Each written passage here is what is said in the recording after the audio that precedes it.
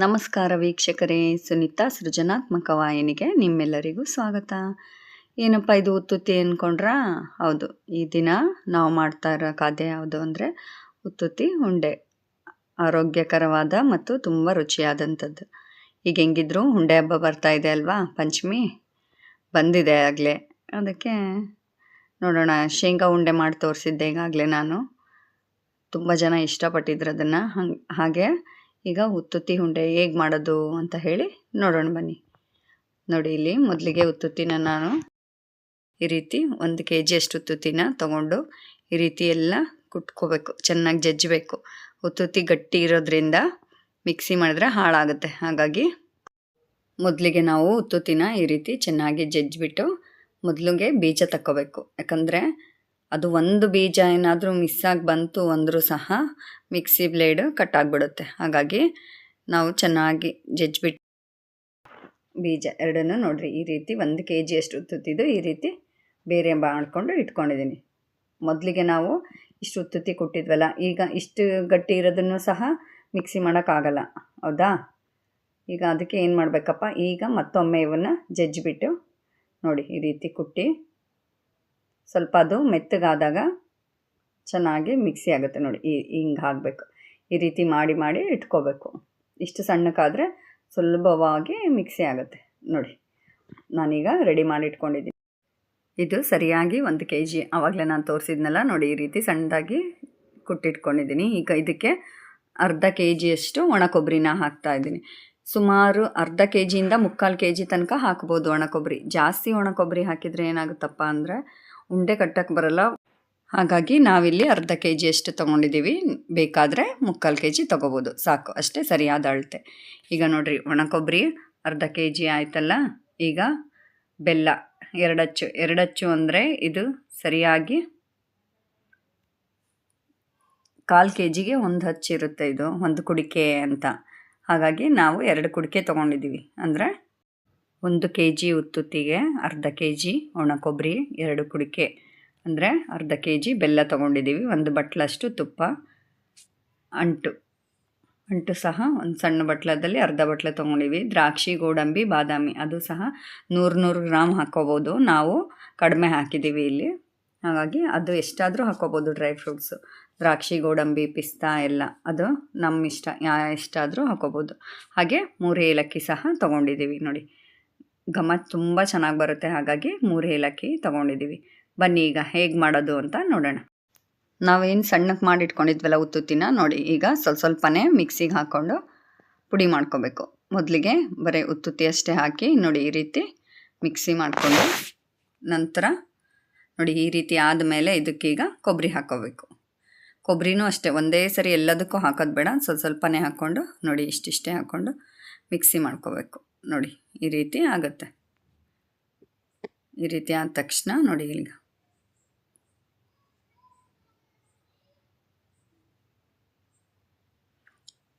ಪ್ರತಿ ಬಾರಿನೂ ಹಾಗೆ ಸ್ವಲ್ಪ ಉತ್ತುತ್ತಿ ಹಾಕಿ ಅದನ್ನು ನುಣ್ಣಗಾದ್ಮೇಲೆ ಕೊಬ್ಬರಿ ಹಾಕಿ ಮಿಕ್ಸಿ ಮಾಡ್ಕೋಬೇಕು.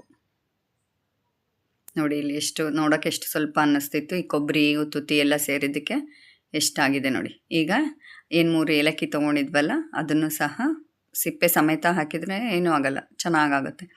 ಉತ್ತುತ್ತಿ ಜೊತೆ ಹಾಕಿಬಿಟ್ಟು ಮಿಕ್ಸಿ ಮಾಡೋದ್ರಿಂದ ಫುಲ್ ನುಣ್ಣಗಾಗುತ್ತೆ, ಸ್ವಲ್ಪನೂ ಬಾಯಿಗೆ ಸಿಗಲ್ಲ. ಈಗ ಪುಡಿ ಏನೋ ರೆಡಿ ಆಯಿತು. ಈಗ ಅದಕ್ಕೆ ಬೆಲ್ಲ 2 ಅಚ್ಚು ತೊಗೊಂಡಿದ್ವಲ್ಲ ಅದನ್ನು ಕುಟ್ಕೋಬೇಕು ಈ ರೀತಿ. ನೋಡಿ ಈ ರೀತಿ ಚೆನ್ನಾಗಿ ಕುಟ್ಕೊಂಡ್ರೆ ಬೇಗ ಕರಗುತ್ತೆ. ಹಾಗಾಗಿ ಬೆಲ್ಲ ಕುಟ್ಬಿಟ್ಟು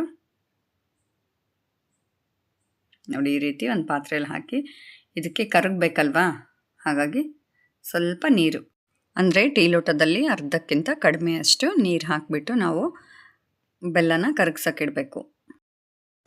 ಈಗ ಆ ಕಡೆ ಬೆಲ್ಲ ಕರಗಲಿ ಅಷ್ಟೊತ್ತಿಗೆ ನಾವು ಇಲ್ಲಿ ನೋಡಿ ತುಪ್ಪ ಏನು ತೊಗೊಂಡಿದ್ವಲ್ಲ ಅದರಲ್ಲಿ ಒಂದು ಅರ್ಧದಷ್ಟು ತುಪ್ಪನ ಹಾಕ್ಕೊಂಡು ದ್ರಾಕ್ಷಿ, ಗೋಡಂಬಿ, ಬಾದಾಮಿ ಏನು ಇಟ್ಕೊಂಡಿದ್ದೀವಲ್ಲ ಇದನ್ನೆಲ್ಲ ಕರ್ಕೋಬೇಕು. ಸ್ವಲ್ಪ ತುಪ್ಪ ಕಾದ ತಕ್ಷಣ ಬೇಗ ಹಾಕಿಬಿಟ್ಟು, ಗೋಡಂಬಿ ಅದೆಲ್ಲ ದೊಡ್ಡದಾಗೂ ಇರ್ಬೋದು, ನಾವು ಮಕ್ಕಳು ಮತ್ತು ದೊಡ್ಡ ತಿನ್ನಲ್ಲ ಅಂಥೇಳಿ ಈ ರೀತಿ ಸಣ್ಣ ಕಟ್ ಮಾಡಿದ್ದೀವಿ. ನನ್ನ ಫ್ರೆಂಡ್ ತುಂಬ ಚೆನ್ನಾಗಿ ಮಾಡ್ತಾಳೆ, ಹಾಗಾಗಿ ಅವಳು ಬಂದು ಜ್ಯೋತಿ ಅಂತ ಹೇಳಿ ಮಾಡಿಕೊಡ್ತಾ ಇರೋದು. ನೋಡಿ ಇಲ್ಲಿ ಕರಗಿಸ್ತಾ ಇದ್ದಾಳೆ ಬೆಲ್ಲ. ಸ್ವಲ್ಪ ಒಂದು ಚಮಚದಲ್ಲಿ ನಾವು ಈ ರೀತಿ ಹಿಂಗೆ ಮಾಡಿದಾಗ ಬೆಲ್ಲ ಬೇಗ ಕರಗುತ್ತೆ.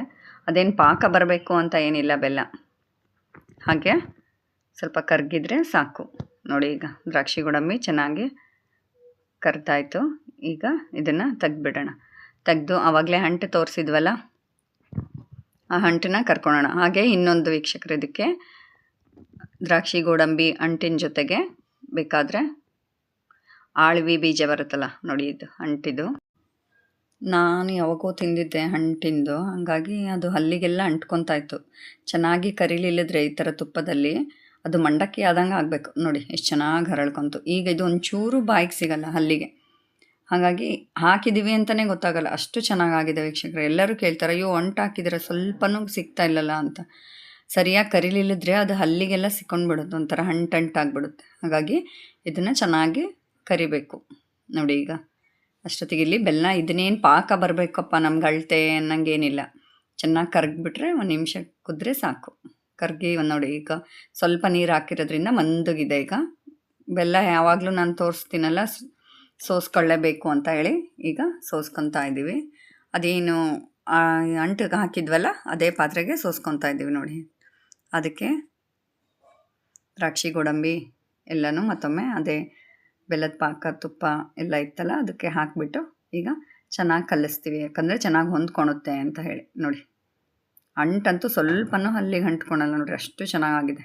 ಈಗ ಇದ್ಯಾಕಪ್ಪ ಈ ರೀತಿ ಪುಡಿ ತಗೊಳ್ತಿದ್ದೀವಿ ಅಂದರೆ, ಈಗ ನಾವು ಮಾಡಬೇಕಾದ್ರೆ ಕೆಲವೊಮ್ಮೆ ಆ ಪಾಕ ಕಡಿಮೆ ಆಗ್ಬೋದು, ಹಾಗಾಗಿ ಸರಿಯಾಗಿ ಆಗುತ್ತೆ. ಈಗ ನಾವು ತೋರಿಸಿರೋ ಅಳತೆ ಸರಿಯಾಗಿದೆ, ಆದರೆ ಯಾಕೆ ಬೇಕು ಇಷ್ಟೊಂದೆಲ್ಲ ಹಾಕಿ ಮಾಡಿದಾಗ ಯಾವುದು ಅಡುಗೆ ಕೆಡಬಾರ್ದಲ್ಲ. ಹಾಗಾಗಿ ನೋಡಿ ಇಲ್ಲಿ ಸ್ವಲ್ಪ ತಟ್ಟೆಲಿ ತಕ್ಕೊಂಡು ಇದನ್ನು ಹಾಕ್ತಾಯಿದ್ದೀವಿ, ಬೆಲ್ಲದ ಪಾಕ ಎಲ್ಲ.